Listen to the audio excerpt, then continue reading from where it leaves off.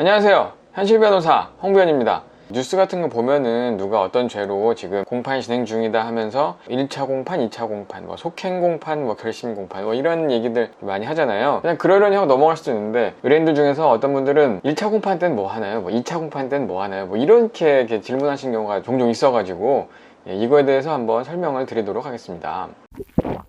일단 이제 공판이 뭔지를 알아야 되잖아요. 공판이라는 거는 검사가 공소를 제기하면은 이제 법원에 모여가지고 피고인과 판사와 검사와 그리고 이제 피고인의 변호사가 있다면 변호사까지 모여서 유무죄를 판단하는 절차, 요거를 공판이라고 합니다.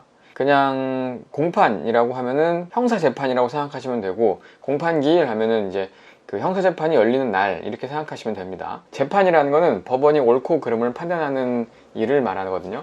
그러니까 그래서 이제 재판이라는 거는 형사, 민사, 행정, 가사 이런 걸 다 붙일 수가 있습니다. 민사재판, 형사재판, 행정재판 이렇게 다 붙일 수가 있어요.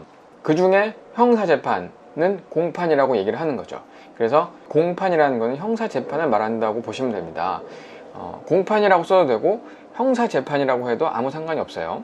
이것과 관련해서 변론이라는 말이 있습니다. 변론이라는 거는 재판에서 주장하고 진술하고 증거 제출하고 이런 거를 변론이라고 합니다. 근데 여기서 이제 헷갈릴 수가 있는 게, 어쨌든 재판에서 주장하고 진술하고 이런 건 다 변론이라고 하거든요. 그래서 민사재판이건 형사재판이건 재판 기일이 잡히면 그거는 변론 기일이라고 할 수가 있습니다. 그런데 실제로는 민사재판 기일은 변론 기일이라고 많이 하고, 형사재판 기일은 형사 공판 기일이라고 많이 합니다. 형사 공판 기일을 변론 기일이라고 해도 돼요. 민사재판 기일을 변론 기일이라고 하지만 공판 기일이라고는 잘 안 합니다. 그러니까 쉽게 말하면 그냥 공판하면 형사를 생각하시면 되고, 변론 기일이라고 하면은 민형사 상관은 없지만 주로 민사재판 기일을 변론 기일이라고 말한다는 거, 민사재판 기일을 공판 기일이라고 하지 않는다는 거, 이렇게 아시면 되겠습니다. 이제 주로 뉴스에 나오는 거는 민사재판 변론 기일은 그렇게 많이 나오진 않아요. 주로 이제 형사 공판 기일에 대한 보도가 많이 나오죠.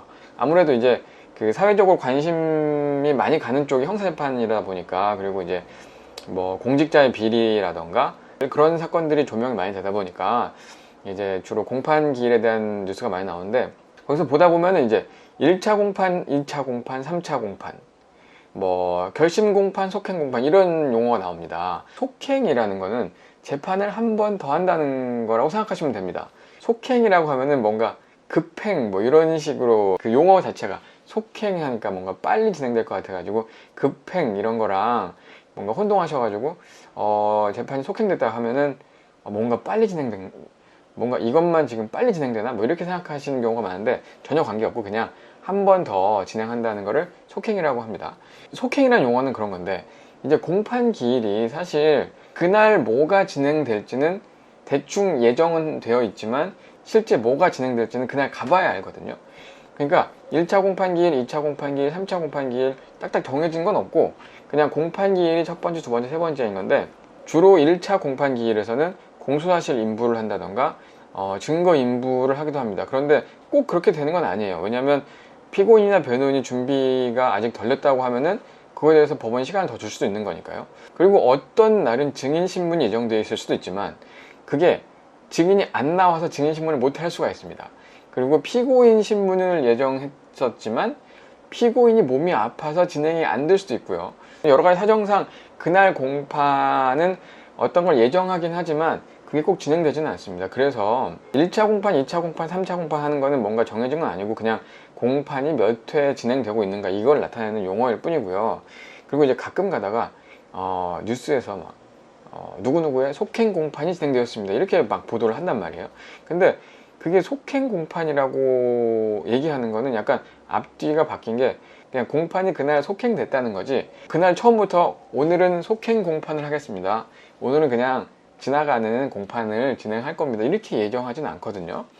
사실 그날 끝내려고 했을 수도 있는데, 예를 들면은 판사는 오늘 결심을 해야겠다라고, 이제 결심이라는 거는 결심해서 난 오늘부터 하루 한 끼만 먹을 거야 이런 결심이 아니고 심리를 종결했다 이런 얘기입니다.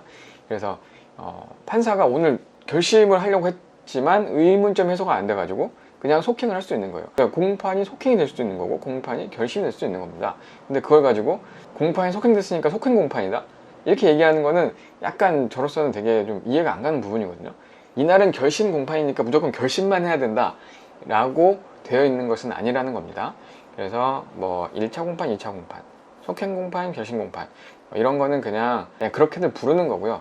사실은 공판은 그냥 다 같은 공판 기일이고, 뭔가 증인신문 진행되는 날도 있고 피고인신문 진행되는 날도 있고 그냥 아무것도 진행이 안 되는 날도 있고 뭐 그럴 수도 있는데, 그게 꼭 정해져 있지는 않다는 거.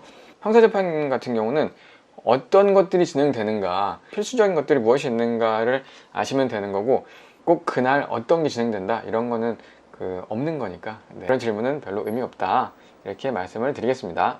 다음번에 더 좋은 영상으로 찾아오겠습니다.